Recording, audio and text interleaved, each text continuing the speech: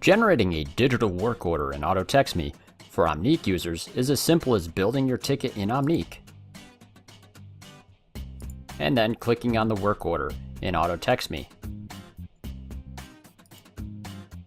When you click on the work order, you'll be asked if you'd like to generate this work order from the ticket in Omnique. Say yes, and all of your parts and labor will transfer immediately onto the digital format. You can show individual work times and parts, where you can show everything.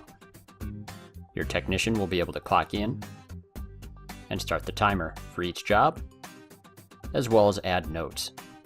All logins have another feature that they can take advantage of. From your user menu, you can go into Work Order Parts List. This parts list will generate as soon as you've made the ticket in AutoTextMe. When parts have arrived, you can indicate as such through this checkbox here. This will now be reflected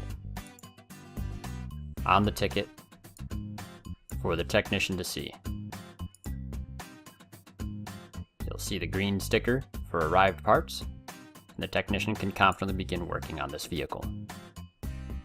Once servicing has commenced on a worksheet, you can use the Dynamic Worksheet drop-down menu to see additional information.